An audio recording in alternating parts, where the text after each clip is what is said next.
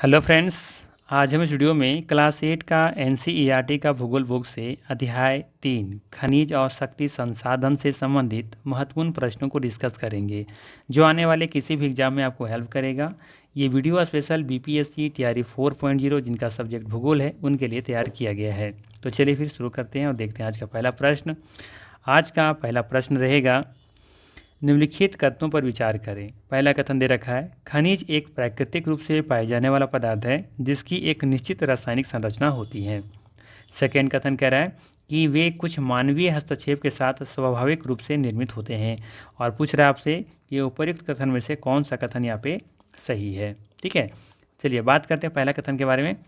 पहला कथन दे रखा है कि खनिज एक प्राकृतिक रूप से पाए जाने वाला पदार्थ है, बिल्कुल सही है। खनिज क्या है? एक प्राकृतिक रूप से पाए जाने वाला खाद्य पदार्थ है, तो बिल्कुल सही है। उसके आगे लिखा है कि जिसकी एक निश्चित रासायनिक संरचना होती है, बिल्कुल सही है। जितने भी प्राकृतिक रूप से पाए जाने वाले पदार्थ होते हैं उन सभी का एक निश्चित रासायनिक संरचना होती है, तो ये कथन यहाँ पे बिल्कुल सही है। सेकेंड कथन कह रहा है कि वे कुछ मानवीय हस्तक्षेपों के साथ स्वाभाविक रूप से निर्मित होते हैं, ये कथन बिल्कुल गलत है। यहाँ पे किसी भी तरह का मानव का कोई हस्तक्षेप नहीं होता है, बिना मानव के हस्तक्षेप के बिना ही देखेंगे कि उनका निर्माण होता है। ठीक है, तो ये ध्यान रखना है, यहाँ पे सेकेंड कथन बिल्कुल गलत है। तो यहाँ पे जो सही आंसर हो जाएगा ऑप्शन नंबर केवल 1, ये ऑप्शन बिल्कुल सही हो जाएगा। ठीक, आप व्याख्या में देख सकते हैं क्या लिखा है कि प्राकृतिक रूप से प्राप्त होने वाला पदार्थ जिसका निश्चित रासायनिक संगठन हो वह एक खनिज है। क्या होना चाहिए? जिसका एक निश्चित रासायनिक संगठन होना चाहिए, उसे क्या कहा जाता है? खनिज कहा जाता है। ठीक है, खनिज विभिन्न प्रकार के भूवैज्ञानिक परिवेश में अलग अलग दशाओं में निर्मित होते हैं। ठीक है, वे बिना किसी मानवीय हस्तक्षेप के प्राकृतिक प्रक्रियाओं के द्वारा निर्मित होते हैं। इसमें किसी भी तरह का मानवीय हस्तक्षेप नहीं होता है, मानव का कोई भी इसमें हस्तक्षेप नहीं होता है। बिना मानव के हस्तक्षेप के बिना ही प्राकृतिक प्रक्रियाओं के द्वारा क्या होता है? पदार्थ का या फिर खनिज का निर्माण होता है। ठीक है, चलिए आगे देखते हैं। अगला सवाल है, निम्नलिखित पर विचार करें। पहला दे रखा है रंग, दूसरा में है घनत्व, तीसरा में है कठोरता और चौथा में दे रखा है रासायनिक गुण। पूछ रहा है आपसे कि उपर्युक्त कथन में से कौन सा खनिज का प्रकार निर्धारित करता है। खनिज का प्रकार निर्धारित करने के लिए कौन से गुण होना चाहिए? पहला रंग, घनत्व, कठोरता या रासायनिक गुण। तो देखा जाए तो जितने पदार्थ होते हैं तो खनिजों का प्रकार को निर्धारित करने के लिए उसका रंग, घनत्व और कठोरता और साथ ही साथ रासायनिक गुण, ये सभी डिपेंड करते हैं। ये सभी उसके गुण होते हैं जो कि खनिज के प्रकार को निर्धारित करते हैं। ठीक है, तो यहाँ पे ऑप्शन नंबर डी बिल्कुल सही हो जाएगा। डी ऑप्शन बिल्कुल यहाँ पे सही है। ठीक, बार बार अपना वीडियो हम बताते हैं कि घनत्व क्या होता है, डेंसिटी क्या होता है। डेंसिटी मतलब होता है कि मान लेते हैं कि ये कोई एरिया है, यहाँ पे कुछ इस तरीके से इसमें इतने छोटे छोटे कण इसमें हैं। ठीक है, और एक और सेम एरिया का इसमें मान लेते हैं कि कुछ इस तरीके से कण बसे हुए हैं। अब इसमें से देखेंगे कि ज़्यादा कण किसमें दिख रहे हैं, तो इसमें ज़्यादा दिख रहे हैं। इसका नाम लेते हैं, मान लेते हैं ए और ये है हमारा बी। अब पूछा जाए आपसे कि इसमें ज़्यादा घनत्व किसका है, तो ए का घनत्व यहाँ पे ज़्यादा होगा। क्यों? क्योंकि सेम एरिया में देखेंगे कि इसमें ज़्यादा क्या है, डेंसिटी इसमें ज़्यादा है। तो जितना ज़्यादा इसमें कण होंगे उसका डेंसिटी उतना अधिक होगा, जितना कम होगा उसका डेंसिटी उतना ही कम होगा, अर्थात उतना ही घनत्व कम होगा। ठीक है, तो ये ध्यान रखना है घनत्व क्या होता है। सेम कॉन्सेप्ट आप यहाँ पे पॉपुलेशन जो होता है हमारा जनसंख्या, उस पर भी लगा सकते हैं। मान लेते हैं इतने जनसंख्या, इतने लोग रहते हैं इसमें इतने लोग रहते हैं, तो हम कह सकते हैं कि ए का जो जनसंख्या घनत्व है वो अधिक है, बी का कम है। तो ये कॉन्सेप्ट सब में लगेगा। ठीक है, चलिए आगे देखते हैं। इसमें व्याख्या में दे रखा है कि खनिजों की पहचान उनके भौतिक गुणों जैसे कि रंग, घनत्व, कठोरता और रासायनिक गुण जैसे विलेयता के आधार पर की जा सकती हैं। ठीक है, खनिजों की पहचान उनके भौतिक गुण जैसे कि रंग है, घनत्व है, कठोरता है, रासायनिक गुण है, ये सब जितने भी होते हैं इसके आधार पर की जाती हैं किसी भी खनिज की पहचान। ठीक है, चलिए अगला सवाल लेते हैं। निम्नलिखित कथनों पर विचार करें। पहला कथन दे रखा है कि शैल जिनसे खनिजों का खनन किया जाता है उन्हें अयस्कों के रूप में जाना जाता है। और सेकेंड कह रहा है कि शैल खनिज अवयवों के एक अनिश्चित संगठन वाले एक या एक से अधिक खनिजों का एक समुच्चय है। उपर्युक्त कथन में से कौन सा कथन यहाँ पे पूछ रहा है कि सही है? चलिए तो बात करते हैं पहला कथन के बारे में। पहला कथन दे रखा है कि शैल जिनसे खनिजों का खनन किया जाता है उन्हें अयस्कों के रूप में जाना जाता है। बिल्कुल कथन यहाँ पे सही है कि कह रहा है यहाँ पे कि शैल जिनसे खनिजों का क्या किया जाता है, खनन किया जाता है, उन्हें एक अयस्कों के रूप में जाना जाता है। ये कथन बिल्कुल सही है। सेकेंड कह रहा है कि सेल खनिज अवयवों के एक अनिश्चित संगठन वाले एक या एक से अधिक खनिजों का एक समुच्चय होता है। क्या बोल रहा है कि सेल खनिज जो होते हैं वो अवयवों के एक अनिश्चित संगठन वाले, है ना, अनिश्चित संगठन होता है उसमें, ठीक है। क्योंकि यहाँ पे बोल रहा है क्या कि सेल खनिज के अवयव, अवयव में मतलब क्या है, उसमें से जब कई चीज़ें मिले होंगे, तो जब कई चीज़ पदार्थ मिलकर बने होंगे तो क्या होगा, एक अनिश्चित संगठन से मिलकर बने होंगे, तो वाले एक या एक से अधिक खनिजों का एक समुच्चय होता है, समुच्चय होता जोड़ा होता है। तो बिल्कुल ये भी कथन यहाँ पे सही है। तो यहाँ पे हम लोग चले जाएंगे ऑप्शन नंबर सी के साथ, ठीक है। एक और दो, ये दोनों यहाँ पे सही है। व्याख्या में देखते हैं, सेल खनिज अवयवों के एक अनिश्चित संगठन वाले एक या एक से अधिक खनिजों का एक समुच्चय है। सेल जिनसे खनिजों का खनन किया जाता है उन्हें अयस्कों के रूप में जाना जाता है। ध्यान रखना है कि सेल जिनसे खनिजों का खनन किया जाता है उन्हें अयस्कों के रूप में जाना जाता है। यद्यपि 2800 से अधिक प्रकार के खनिजों की पहचान की गई है अभी तक, जिनमें से केवल 100 को ही अयस्क खनिज माना जाता है। ध्यान रखना है, 2800 से अधिक प्रकार के खनिजों की पहचान की गई है, जिनमें से केवल 100 को ही क्या माना गया है, अयस्क खनिज माना गया है, ठीक है। देखिए यहाँ पे एक वर्ड है अयस्क और खनिज, ठीक है। तो यहाँ पे आपको हो सकता है कन्फ्यूजन हो कि अयस्क क्या है और खनिज क्या है। तो ध्यान रखना है कि आपका जो खनिज है ना, खनिज का मतलब होता है, खनिज का जो डिफिनेशन होता है वो ये होता है कि पृथ्वी के भूपर्पट्टी में प्राकृतिक रूप से पाए जाने वाले तत्व या यौगिक खनिज कहलाते हैं। क्या याद रखना है कि पृथ्वी के भूपर्पट्टी में प्राकृतिक रूप से पाए जाने वाले तत्व या अयौगिक, तत्व हो या यौगिक हो, खनिज कहलाते हैं, ठीक। जबकि अयस्क क्या है, तो वे खनिज जिनसे धातु आसानी से कम खर्च में प्राप्त की जा सकती हैं अयस्क कहलाते हैं, ठीक है। याद रहेगा अयस्क क्या है, याद रखना है कि वे खनिज जिनसे वस्तुएं, माफ़ कीजिएगा, धातुएं आसानी से कम खर्च में प्राप्त की जा सकती हैं अयस्क कहलाते हैं, ठीक। खनिज का दूसरा गुण ये है कि खनिज में धातु की मात्रा बहुत कम होती है, ठीक है। क्या ध्यान रखना है, हमारा मान लेते हैं ये खनिज है, तो इस खनिज में धातु की मात्रा क्या होगी, बहुत ही कम होगी। जबकि अयस्क है, मान लेते हैं ये वाला अयस्क है, तो अयस्क में देखेंगे कि यहाँ इसमें क्या होगा कि धातु की मात्रा क्या होगी, अधिक होगी, ठीक है। इसमें धातु की मात्रा क्या होगी, अधिक होगी, जबकि खनिज में धातु की मात्रा कम होगी, ठीक है। इस पर ध्यान रखना है खनिज के बारे में कि खनिज से शुद्ध धातु प्राप्त करना कठिन होता है, खनिज से शुद्ध धातु प्राप्त करना कठिन होता है, जबकि अयस्क से शुद्ध धातु का प्राप्त करना क्या होता है, आसान होता है, क्योंकि इसमें मात्रा अधिक होता है, ठीक है। और अगर एग्जाम्पल पूछ लिया जाए तो याद रखिएगा, जैसे अभ्रक है, लिमोनाइट है, ये सभी खनिज में आते हैं, जबकि बॉक्साइट, क्रोवेलाइट ये सभी अयस्क होते हैं, ठीक है। और ये और ध्यान रखिएगा कि जितने भी खनिज हैं वो सभी अयस्क नहीं होते, यानी कि कह सकते हैं कि सभी खनिज अयस्क नहीं होते हैं, ठीक है। क्या ध्यान रखना है कि सभी खनिज अयस्क नहीं होते हैं, लेकिन सभी अयस्क खनिज होते हैं। बात समझ में आ रहा है, सभी खनिज क्या होते हैं, अयस्क नहीं होते हैं, लेकिन सभी अयस्क खनिज होते हैं। मतलब इसको हम डायग्राम बनाएं तो मान लेते हैं, अगर ये वाला मेरा क्या है, ये मान लेते हैं कि हमारा अयस्क है, क्या है ये फॉर अयस्क मान ले रहे हैं यहाँ पे, ठीक है। और ये मान लेते हैं ये हमारा खनिज है, ठीक है, ये हमारा खनिज है। तो यहाँ पे देखेंगे कि सभी जो अयस्क है वो क्या है, खनिज है, लेकिन सभी खनिज जो हम छाप रहे हैं पर बाहर वाला, वो ये आपका अयस्क नहीं है, ठीक है। तो ये आप याद रख सकते हो। चलिए आगे देखते हैं,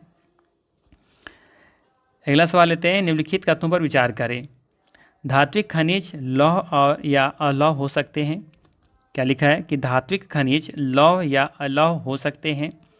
सेकेंड कह रहा है कि धात्विक खनिजों के उदाहरणों में लौह अयस्क, मैग्नीज, क्रोमोलाइट, सोना, चांदी, तांबा, सीसा आदि शामिल है। बताना है कि उपयुक्त कथन में से कौन सा कथन यहाँ पे सही है, ठीक है। तो चलिए बात करते हैं पहला कथन के बारे में।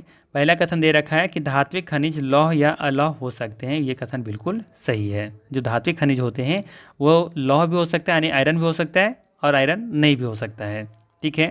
जैसे कि हम बात करें चांदी, है ना, चांदी धातु में आएगा, लेकिन वो क्या लौह है, नहीं है। तो ये कथन बिल्कुल सही है।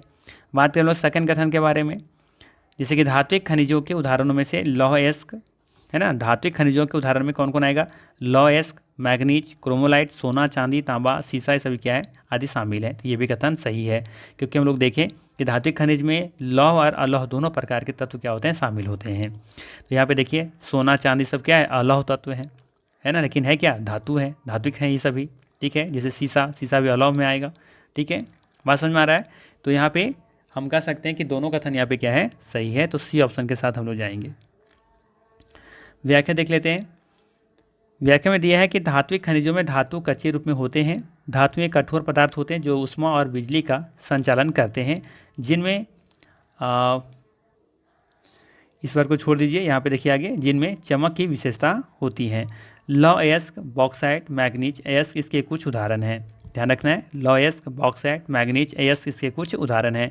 धात्विक खनिज लौह या अलौह हो सकते हैं, है ना। धात्विक खनिज क्या हो सकते हैं, लौह भी हो सकते हैं या फिर अलौह हो सकते हैं। लौह खनिजों जैसे कि लौह अयस्क, मैग्नीज और क्रोमोलाइट में लोहा होता है। अलौह खनिज में कौन कौन नहीं आएगा, जैसे कि अलौह खनिज में लोहा नहीं होता है, लेकिन इसमें से कुछ अन्य धातु जैसे कि सोना, चांदी, तांबा, शीशा हो सकता है ना, किसमें, अलौह खनिज में। ठीक है, तो ध्यान रखिएगा, इसमें लोहा नहीं होता, लेकिन बाकी चीज़ें हो सकती हैं। चलिए आगे देखते हैं, अगला सवाल लेते हैं। अगला सवाल है, निम्नलिखित पर विचार करें। पहला कथन पहला दे रखा है चूना पत्थर, सेकेंड है अब्रक, तीसरा है जिप्सम और चौथा में दे रखा है कोयला।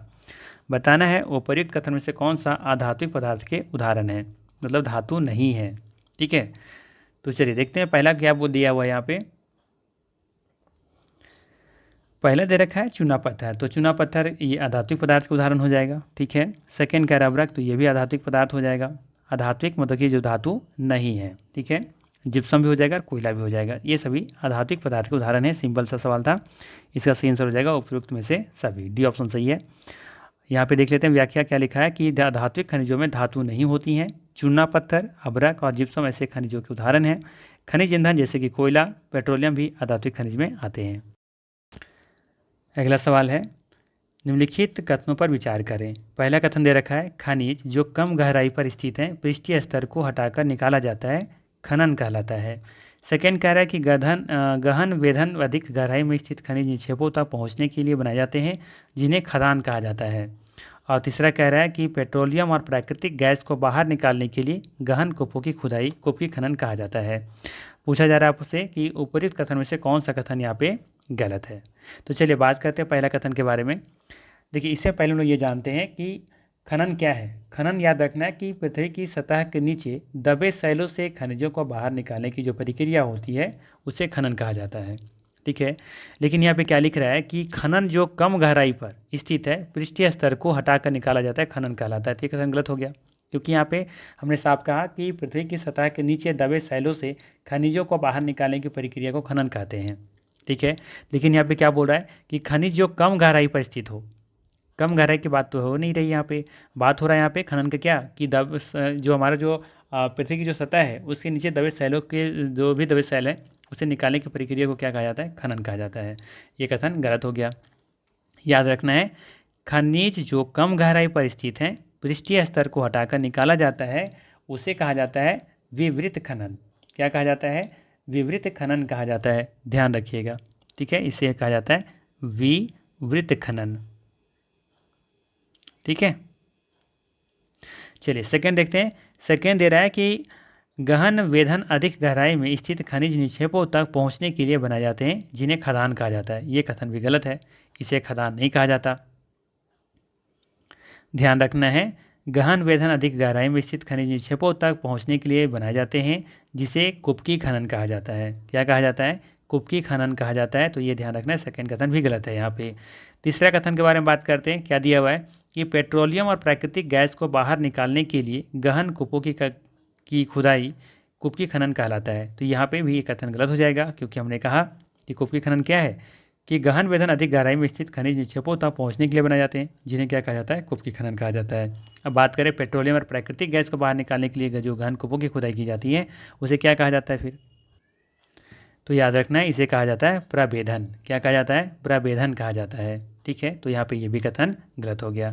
तो कोई भी कथन यहाँ पे सही नहीं है, ध्यान रखना है। फिर से मैं बता दे रहा हूँ, खनिज जो कम गहराई पर स्थित होते हैं पृष्ठीय स्तर को हटाकर जो निकाला जाता है उसे विवृत खनन कहते हैं, जबकि गहन वेधन अधिक गहराई में स्थित खनिज निक्षेपों तक पहुँचने के लिए बनाए जाते हैं, जिन्हें क्या कहा जाता है, जिन्हें कहा जाता है कुपकी खनन। ठीक है, जबकि तीसरा में जो दिया हुआ है कि पेट्रोलियम और प्राकृतिक गैस को बाहर निकालने के लिए गहन कूपों की खुदाई जो की जाती है उसे कहा जाता है प्रभेदन कहा जाता है। ध्यान रखना है कि गहन वेधन में और जो प्रभेदन में दोनों में क्या अंतर है। तो प्रभेदन जो होता है वो गहन वेधन से भी ज़्यादा अंदर तक गया हुआ होता है, मतलब कि ज़्यादा गहराई तक हम लोग जाते हैं, किस में, प्रभेदन में। बस दोनों में थोड़ा सा अंतर है। ठीक है, तो यहाँ पे कोई भी कथन सही नहीं है, तो ऑप्शन नंबर डी के साथ जाएंगे। व्याख्या में देख लेते हैं। पृथ्वी की सतह के नीचे दबे सैलों से खनिजों को बाहर निकालने की प्रक्रिया को क्या कहते हैं? खनन कहते हैं। खनिज जो कम गहराई में स्थित होता है वे पृष्ठीय स्तर को हटा करके क्या करते हैं? निकालते हैं, इसे हम लोग क्या कहते हैं? विवरित खनन कहते हैं। गहन वेधन, जिसे कुपकी खनन कहा जाता है या कूपक कहा जाता है, अधिक गहराई में स्थित खनिज निक्षेपों तक पहुँचने के लिए बनाए जाते हैं, इसे कुपकी खनन कहते हैं। जबकि पेट्रोलियम और प्राकृतिक गैस पृथ्वी की सतह से काफ़ी नीचे पाए जाते हैं। काफ़ी नीचे पाए जाते हैं, उन्हें बाहर निकालने के लिए गहन कूपों की खुदाई की जाती है, इसे प्रावेधन कहा जाता है। ये ध्यान रखना है, इसे क्या कहा जाता है? प्रावेधन। बस दोनों में थोड़ा सा अंतर है कि कुपकी खनन में से थोड़ा सा ज़्यादा गहराई तक हम लोग पहुँचते हैं, प्रावेधन में सतह के निकट स्थित खनिजों के जिस प्रक्रिया के द्वारा आसानी से खोद कर निकाला जाता है उसे क्या कहा जाता है? आवनन कहा जाता है। ठीक है, चलिए आगे देखते हैं। निम्नलिखित कथनों पर विचार करें। पहला दे रखा है कि उत्तरी स्वीडन में लॉयस्क, सेकेंड कह रहा है कि ऑडोरियो जो कि कनाडा में है, कॉपर और निकेल के निक्षेप, और तीसरा दे रखा है कि दक्षिण अफ्रीका में लोहा, निकेल, क्रोमाइट्स और प्लेटिनम। क्या पूछा जा रहा है कि उपयुक्त खनिज खाली स्थान में पाए जाते हैं, ये किस सेल में पाए जाते हैं, ये आपको बताना है। क्या ये अग्नेय सेल और कायांत्रिक सेल में पाए जाते हैं? क्या अवसादी सेल में, अवसादी के चट्टानों में देखने को मिलता है, या फिर उपयुक्त दोनों में, या फिर उपयुक्त में से कोई नहीं? तो ध्यान रखना है, चाहे हम बात करें उत्तरी स्वीडन में लॉयस के बारे में, या फिर ऑडोरियो जो कनाडा में है, कॉपर और निकेल के निक्षेप जो देखने को मिलता है, दक्षिण अफ्रीका में लौह और निकेल, क्रोमाइट और जो प्लेटिनम मिलता है, वो सभी खनिज जो है वो अग्नेय और कायांत्रिक शैलों के उदाहरण हैं। अर्थात ये ऑप्शन बिल्कुल यहाँ पे सही होगा। ध्यान रखिएगा, उत्तरी स्वीडन में जो लॉयस्क मिलता है, ऑडोरियो जो कनाडा में है जो कॉपर और निकेल के निक्षेप है, और दक्षिण अफ्रीका में लोहा, निकेल, क्रोमाइट्स की जो और प्लेटिनम जो है वो सभी अग्नेय और कायांत्रिक शैल के उदाहरण हैं। ठीक, तो ये ऑप्शन यहाँ पे बिल्कुल सही हो जाएगा। ठीक ना, चलिए आगे देखते हैं। अच्छा, यहाँ पे व्याख्या देख लेते हैं थोड़ा सा। उत्तरी स्वीडन में लॉयस्क, ओंटोरियो कनाडा में और निकेल के निक्षेप हैं। दक्षिण अफ्रीका में लौह, निकेल, क्रोमाइट और प्लेटिनम अग्नेय और कायांत्रिक सेल जाने वाले खनिजों के उदाहरण हैं। जबकि मैदान और नवीन पर्वतों के अवसादी सेल समूह में अधात्विक खनिज जैसे कि पत्थर पाए जाते हैं। फ्रांस के काकेसस प्रदेश में के चूना निक्षेप, जॉर्जिया और यूक्रेन में मैग्नीज निक्षेप और अल्कों के फास्फेट संस्तर इसके कुछ उदाहरण हैं। खनिज ईंधन के कोयला और पेट्रोलियम भी अवसादी स्तर में पाए जाते हैं। तो ध्यान रखना है, खनिज ईंधन के जो कोयला होता है, पेट्रोलियम होते हैं, वो कहाँ मिलते हैं? अवसादी स्तर में पाए जाते हैं। ठीक है, तो ये थोड़ा सा याद रखिएगा। अगला सवाल लेते हैं। विश्व का महाद्वीप जो विश्व के आधे से अधिक टीन उत्पादन करता है, विश्व का कौन सा महाद्वीप है जो विश्व के पूरे वर्ल्ड का आधा से अधिक टीन का उत्पादन करता है? कौन सा महाद्वीप है? उत्तरी अमेरिका, अफ्रीका, एशिया या फिर यूरोप? तो याद रखना है, इसका सही आंसर हो जाएगा एशिया। ऑप्शन नंबर सी इसका बिल्कुल सही है। ठीक है, विश्व का एशिया एकमात्र ऐसा महाद्वीप है जो कि विश्व के आधे से अधिक टीन का उत्पादन करता है। ठीक, व्याख्या देख लीजिए। चीन और भारत के पास विशाल लौह अयस्क का निक्षेप है। यह महाद्वीप विश्व के आधे से अधिक टीन का उत्पादन करता है। ठीक है, चीन और भारत के पास विशाल लौह अयस्क का निक्षेप है। यह महाद्वीप विश्व के आधे से अधिक टीन का उत्पादन करता है। जबकि चीन, मलेशिया और इंडोनेशिया विश्व के अग्रणी टीन उत्पादकों में से हैं। चीन सीसा, सुरमा और टंगस्टन के उत्पादन में अग्रणी है। एशिया में मैग्नीज, बॉक्साइट, निकेल जस्ता और तांबा के भी निक्षेप हैं। ठीक है, यहाँ पे और होना चाहिए था। तो निकेल, जस्ता और तांबा के भी निक्षेप है कहाँ पे? एशिया में। ठीक है, चलिए अगला सवाल लेते हैं। क्वेश्चन नंबर 9 है, विश्व में कौन सा देश जिसके पास कोई भी ज्ञात खनिज निक्षेप नहीं है? ये खनिज होना चाहिए यहाँ पे, टाइपिंग मिस्टेक है। विश्व में कौन सा देश है जिसके पास कोई भी ज्ञात खनिज निक्षेप नहीं है? यूक्रेन, बांग्लादेश, स्विट्जरलैंड या फिर बुल्गारिया?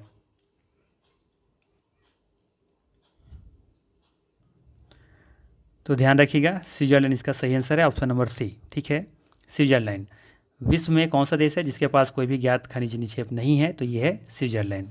और अगर बात करें स्विट्जरलैंड की राजधानी कहाँ पे है, तो इसकी राजधानी है बर्न। कहाँ पे है? बर्न। ठीक है, जबकि बुल्गारिया की राजधानी कहाँ पे है? सोफिया। बांग्लादेश का ढाका, यूक्रेन का कीव। ठीक है, क्या है? कीव है, कीव। चलिए अगला सवाल लेते हैं। अगला सवाल रहेगा, निम्नलिखित कथनों पर विचार करें। पहला कथन दे रखा है कि विश्व की प्राचीनतम शैल पश्चिमी ऑस्ट्रेलिया में है। क्या दे रखा है? विश्व की प्राचीनतम शैल पश्चिमी ऑस्ट्रेलिया में है। सेकेंड कह रहा है कि ऑस्ट्रेलिया हीरे, सोने और प्लेटिनम का विश्व में सबसे बड़ा उत्पादक है। और तीसरा कथन है कि अफ्रीका विश्व में बॉक्साइट का सबसे बड़ा उत्पादक है। पूछ रहा है आपसे उपयुक्त में से कौन सा कथन गलत है। तो चलिए बात करते हैं पहला कथन के बारे में। पहला कथन क्या दे रखा है? पहला कथन दे रखा है यहाँ पे, विश्व की प्राचीनतम शैल पश्चिमी ऑस्ट्रेलिया में है। बिल्कुल सही है, ठीक है, ध्यान रखिएगा। विश्व की प्राचीनतम शैल पश्चिमी ऑस्ट्रेलिया में है, ये कथन सही है। सेकेंड कह रहा है कि ऑस्ट्रेलिया हीरे, सोने और प्लेटिनम के का विश्व में सबसे बड़ा उत्पादक है, तो ये भी कथन बिल्कुल गलत है। इसमें देखेंगे कि साउथ अफ्रीका का नाम आता है, न कि ऑस्ट्रेलिया का। और तीसरा कथन कह रहा है कि अफ्रीका विश्व में बॉक्साइट का सबसे बड़ा उत्पादक है, तो ये भी कथन यहाँ पे गलत है, ठीक है। तो पूछ रहा है गलत कौन है, तो 2 और 3 गलत है यहाँ पे। ऑप्शन नंबर सी के साथ जाएंगे और व्याख्या के साथ हम लोग समझेंगे डिटेल्स। देखिए, अफ्रीका खनिज संसाधनों में धनी है। यहाँ पर हीरा, सोना, प्लेटिनम का विश्व में सबसे बड़ा उत्पादक देखने को मिलता है, उत्पादक देश है ये देखने को मिलता है यहाँ पे, सोना, हीरा और प्लेटिनम। दक्षिण अफ्रीका, जिम्बाब्वे और जायरे विश्व के सोने का एक बड़ा भाग उत्पादन करते हैं। ऑस्ट्रेलिया विश्व में बॉक्साइट का सबसे बड़ा उत्पादक है, ये ध्यान रखना है, ठीक है। ऑस्ट्रेलिया जो है वो पूरे वर्ल्ड में बॉक्साइट का सबसे बड़ा उत्पादक है। यह सोना, हीरा, लोहा, अयस्क, टीन और निकेल का अग्रणी उत्पादक है, ठीक है। साथ ही ये भी देखेंगे कि यहाँ पे तांबा, सीसा, जस्ता और मैग्नीज भी संपन्न है। विश्व की प्राचीनतम शैल पश्चिमी ऑस्ट्रेलिया में है। ये 4300 करोड़ वर्ष पूर्व की है, अर्थात पृथ्वी के निर्माण के मात्र 30 करोड़ वर्ष बाद, ठीक है। अच्छा, यहाँ पे ध्यान दीजिएगा कि यहाँ पे सोना, हीरा, लोहा, टीन और निकेल का अग्रणी उत्पादक है कौन? ऑस्ट्रेलिया। लेकिन यहाँ पे देखिएगा कि हमने यहाँ पे गलत कहा है कि ऑस्ट्रेलिया हीरा, सोना और प्लेटिनम के विश्व में सबसे बड़ा उत्पादक है। तो यहाँ पे देखिए प्लेटिनम का नाम है, इसलिए यह कथन गलत हुआ था, ठीक है, ये ध्यान रखिएगा। चलिए अगला सवाल लेते हैं। निम्नलिखित में से किस खनिज को अंतर्हित धूप कहा जाता है? निम्नलिखित में से किस खनिज को अंतर्हित धूप कहा जाता है? प्राकृतिक गैस, पेट्रोलियम, कोयला या फिर सोना? तो याद रखिएगा इसका सही आंसर हो जाएगा कोयला, ठीक है। ऑप्शन नंबर यहाँ पे सी बिल्कुल सही हो जाएगा। क्यों कहा जाता है, यहाँ पे देख लेते हैं। कोयले से प्राप्त विद्युत को थर्मल पावर कहा जाता है। आज हम जो कोयला इस्तेमाल कर रहे हैं वह लाखों वर्ष पूर्व विशाल फर्न और दलदल की पृथ्वी की परतों में दबने से बना है, इसीलिए कोयला को अंतर्हित धूप कहा जाता है, ठीक। चलिए अगला सवाल लेते हैं।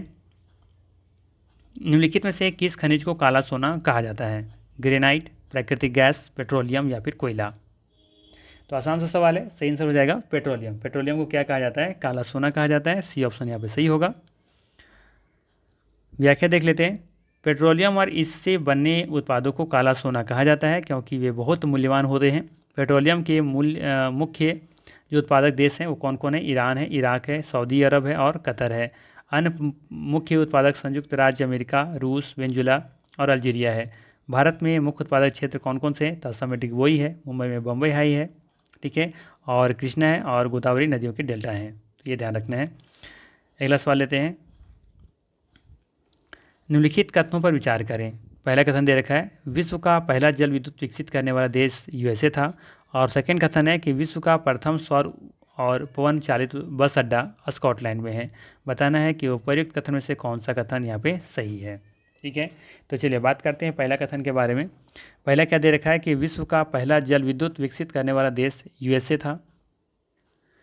तो याद रखिएगा ये कथन गलत है। विश्व का पहला जल विद्युत विकसित करने वाला देश यूएसए नहीं था, नॉर्वे था, ठीक है। तो ध्यान रखिएगा विश्व का पहला जल विद्युत विकसित करने वाला देश कौन था? नॉर्वे था। अगला सवाल लेते हैं, अगला कथन लेते हैं।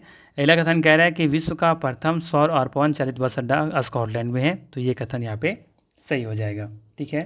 ध्यान रखिएगा विश्व का प्रथम और सौर और पवन चालित बस अड्डा स्कॉटलैंड में है, ये कथन सही है। सही आंसर हो जाएगा ऑप्शन नंबर बी, केवल 2 यहाँ पे सही है। देखिए यहाँ दिया हुआ है, विश्व का पहला जल विद्युत विकसित करने वाला देश नॉर्वे था। विश्व का प्रथम सौर और पवन चालित बस अड्डा कहाँ पे है? स्कॉटलैंड में है। अगला कथन लेते हैं। निम्नलिखित कथनों पर विचार करना है। इधर परमाणु ऊर्जा स्टेशन दे रखा है, इधर स्थान दे रखा है कि कौन सा स्टेशन कहाँ पे है, ठीक है। और हमें क्या करना है, उपयुक्त में से कौन सा सही ढंग से सुमेलित है, ये आपसे पूछ रहा है, ठीक है। तो पहला दे रखा है कल्पक्कम, जो कि तमिलनाडु में, ये कथन सही मैच है, ठीक है। तारापुर महाराष्ट्र में, ये भी सही है, ठीक है। और कैगा कहाँ पे? कर्नाटक में है, जबकि नरोरा कहाँ पे है? उत्तर प्रदेश में है, ठीक है। पता है ना, नरूरा कहाँ पे है? उत्तर प्रदेश में, जो कि कैगा है कर्नाटक में। तो सिर्फ यहाँ पे 2 मैच किया हुआ है, 1 और 2, तो इसका सही आंसर हो जाएगा सी ऑप्शन। ठीक है, 1 और 2 बिल्कुल सही है। ठीक है, ध्यान रखिएगा। भारत में परमाणु ऊर्जा केंद्र स्थित है। तमिलनाडु में है कलपक्कम, महाराष्ट्र में तारापुर, राजस्थान में है कोटा के निकट राणा प्रताप सागर, और उत्तर प्रदेश में नरोरा है, जो कि कर्नाटक में कैगा है। ठीक है, चलिए अगला सवाल लेते हैं। सवाल है, निम्नलिखित कथनों पर विचार करें। पहला दे रखा है, ज्वार से उत्पन्न ऊर्जा को ज्वारीय ऊर्जा कहा जाता है। सेकेंड कह रहा है कि रूस में पहला ज्वारीय ऊर्जा स्टेशन बनाया गया था। तीसरा है कि ज्वारीय ऊर्जा का विदोहन नदियों के संकरे मुहाने में बांधों के निर्माण से किया जा सकता है। बताना है कि कौन सा कथन गलत है। तो बात करें हम लोग यहाँ पहला कथन के बारे में। तो पहला कथन क्या दे रखा है कि ज्वार से उत्पन्न ऊर्जा को ज्वारीय ऊर्जा कहा जाता है। बिल्कुल कथन सही है। ठीक है, सेकेंड कह रहा है कि रूस में पहला ज्वारीय ऊर्जा स्टेशन बनाया गया था, तो ये कथन गलत है। ध्यान रखना है कि पहला ज्वारीय ऊर्जा स्टेशन कहाँ बनाया गया था? फ्रांस में बनाया गया था। कहाँ पे? फ्रांस में, ना कि रूस में। तो ये कथन गलत है। तीसरा कह रहा है कि ज्वारीय ऊर्जा को विदोहन नदियों के संकरे मुहाने में बांधों के निर्माण में किया जा सकता है, तो ऐसा नहीं है, ये गलत कथन है। तो पूछ रहा है यहाँ पे कौन सा गलत है, तो 2 और 3 गलत है, तो सी ऑप्शन के साथ हम लोग जाएंगे। ठीक है, व्याख्या देख लेते हैं। पहला ज्वारीय ऊर्जा स्टेशन फ्रांस में बनाया गया है था। ज्वार से उत्पन्न ऊर्जा को ज्वारीय ऊर्जा कहा जाता है। ज्वारीय ऊर्जा का विदोहन समुद्र के संकरे मुहाने में बांधों के निर्माण से किया जा सकता है। ठीक है, ध्यान रखना है, ज्वारीय ऊर्जा का विदोहन समुद्र के संकरे मुहानों में बांधों के निर्माण से किया जा सकता है। उच्च ज्वार के समय ज्वारों की ऊर्जा का उपयोग बांध में स्थापित टरबाइन को घुमाने के लिए किया जाता है। रूस, फ्रांस और भारत में कच्छ की खाड़ी में विशाल ज्वारीय ऊर्जा के क्षेत्र हैं। ठीक है, रूस में है, फ्रांस में, और भारत में कहाँ पे है? कच्छ की खाड़ी में। ठीक है, यहाँ पे विशाल ज्वारीय ऊर्जा के क्षेत्र हैं। ठीक है, अगला सवाल लेते हैं। अगला सवाल है, पृथ्वी के अंदर दबी शैलों से खनिजों को बाहर निकालने की प्रक्रिया क्या कहलाती है? पृथ्वी के अंदर दबी शैलों से खनिजों को बाहर निकालने की प्रक्रिया को क्या कहते हैं? पहले बता चुके हैं, क्या कहते हैं? खनन कहते हैं। अगला सवाल है, अधिक गहराई में स्थित खनिज निक्षेपों को जिस गहन वेधन प्रक्रिया अपनाई जाती है उसे कहते हैं, अथवा जिन खनिजों को निकालने के लिए गहन कूपों की खुदाई की जाती है वह है, क्या है? प्रवेधन है, कुपकी खनन है, विविध खनन है, या फिर इनमें से कोई नहीं। तो याद रखना है, सही आंसर हो जाएगा इसका ऑप्शन नंबर बी, कुपकी खनन। अगला सवाल है, विश्व में लौह अयस्क का सबसे बड़ा उत्पादक देश कौन सा है? विश्व में लौह अयस्क का सबसे बड़ा उत्पादक देश कौन सा है? चीन, ब्राज़ील, भारत या जापान? इसका सही आंसर चीन होगा, लेकिन ध्यान रखिएगा कि 2022 का जो रिपोर्ट है उसमें रूस नंबर 1 पर है। ठीक है, रूस इसका सही आंसर होगा फिर। ठीक है, तो ध्यान रखिएगा, इसके अकॉर्डिंग यहाँ पे चीन टिक लगाएंगे, लेकिन ध्यान रखिएगा कि विश्व में लौह अयस्क का सबसे बड़ा उत्पादक देश कौन सा है? तो फिलहाल रूस है, जो कि 2022 के डेटा के अकॉर्डिंग देखेंगे कि वो लौह अयस्क का उत्पादन करने में देश में सूची में शीर्ष पर है। ठीक, अगला सवाल लेते हैं। विश्व का सबसे बड़ा बॉक्साइट उत्पादक देश कौन है? ब्रिटेन, ऑस्ट्रेलिया, भारत या चीन? तो याद रखना है, इसका सही आंसर हो जाएगा ऑस्ट्रेलिया। बी ऑप्शन यहाँ पे बिल्कुल सही होगा। अगला सवाल है, विश्व का सबसे बड़ा अभ्रक उत्पादक देश कौन सा है? भारत, मलेशिया, जापान या फिर चीन? सवाल है, विश्व का सबसे बड़ा अभ्रक उत्पादक देश कौन है? भारत, मलेशिया, जापान या फिर चीन? तो याद रखिएगा, भारत इसका सही आंसर होगा, ए ऑप्शन बिल्कुल सही है। ठीक है, अगला सवाल है, विश्व का सबसे बड़ा भूतापीय ऊर्जा संयंत्र है कहाँ, किस देश में है? संयुक्त राज्य अमेरिका में है, हिमाचल प्रदेश में है, या रूस में है, या फिर डेनमार्क में है? सही आंसर हो जाएगा ए ऑप्शन। ठीक है, संयुक्त राज्य अमेरिका में विश्व का सबसे बड़ा भूतापीय ऊर्जा संयंत्र कहाँ पे है? तो संयुक्त राज्य अमेरिका में है। अगला सवाल है, कोयला किस चट्टान से प्राप्त होता है? आसान सा सवाल है, किससे प्राप्त होता है? अवसादी चट्टान से। अगला सवाल है, भारत में तांबे का सबसे बड़ा उत्पादक राज्य कौन सा है? भारत में तांबे का सबसे बड़ा उत्पादक राज्य कौन सा है? झरिया, महाराष्ट्र, बिहार या फिर राजस्थान? तो सबको पता होगा आई थिंक, है ना। वैसे यहाँ पे देखा जाए तो दिए गए ऑप्शन में कोई भी ऑप्शन यहाँ पे सही नहीं दिख रहा है, क्योंकि हम लोग जानते हैं कि भारत में तांबे का सबसे बड़ा उत्पादक राज्य कौन सा है? मध्य प्रदेश है। ठीक है, कौन है? मध्य प्रदेश। ठीक है, 2 चीज़ होता है, एक तो उत्पादन करना और एक होता है भंडार करना, भंडार का होना। ठीक है, तो बहुत सारे राज्यों में देखेंगे कि भंडार बहुत अधिक होता है लेकिन उत्पादन नहीं कर पाता, और किसी राज्य में देखेंगे भंडार कम है लेकिन उत्पादन ज़्यादा करता है। तो यहाँ पे बात हो रहा है क्या सबसे बड़ा उत्पादक राज्य कौन सा, यानी कि उत्पादन कौन करता है, तो ये इसमें मध्य प्रदेश का सही आंसर होगा। ठीक है, ध्यान रखिएगा। अगला सवाल लेते हैं। अगला सवाल है, भारत में कोयला उत्खनन सर्वप्रथम कहाँ किया गया था? झरिया में, रानीगंज में, कर्णपुरा में या फिर सिंगरौली में? तो याद रखिएगा, रानीगंज इसका बिल्कुल सही आंसर होगा। नेक्स्ट है, और इस वीडियो का अंतिम सवाल है, विश्व में सबसे अधिक कोयला का उत्पादन किस देश के द्वारा किया जाता है? भारत, चीन, रूस या फिर अमेरिका? फिर यहाँ पे दो चीज़ आएंगी बातें, एक उत्पादन करना और एक उस चीज़ का भंडार होना। तो यहाँ पर पूछा जा रहा है कोयला का उत्पादन में किस देश के द्वारा किया जाता है। ठीक है, किस देश के द्वारा कोयला जो है वो सबसे अधिक उत्पादन किया जाता है। या फिर पूछा जा सकता है कि किस देश में भंडार सबसे अधिक है, कोयले का भंडार सबसे अधिक किस देश में है। ठीक है, लेकिन यहाँ पे पूछा क्या जा रहा है कि सबसे अधिक कोयले का उत्पादन किस देश में के द्वारा किया जाता है? भारत, चीन, रूस या फिर अमेरिका? सही आंसर हो जाएगा इसका ऑप्शन नंबर यहाँ पे बी। ठीक है, यहाँ पे देखेंगे चीन जो है वो सबसे अधिक कोयले का उत्पादन करता है। बात करें सबसे ज़्यादा भंडार किस देश के पास है, तो तब उसका आंसर हो जाएगा अमेरिका, संयुक्त राज्य अमेरिका। ठीक है, तो ये था महत्वपूर्ण 26 MCQ। अगर वीडियो अच्छा लगा तो लाइक ज़रूर कीजिएगा, बाकी चैनल पर नए हैं तो सब्सक्राइब जरूर कीजिएगा और दोस्तों के बीच शेयर करना नहीं भूलिएगा। बाकी मिलते हैं लोग फिर इसी तरह के नेक्स्ट वीडियो में। Thanks for watching.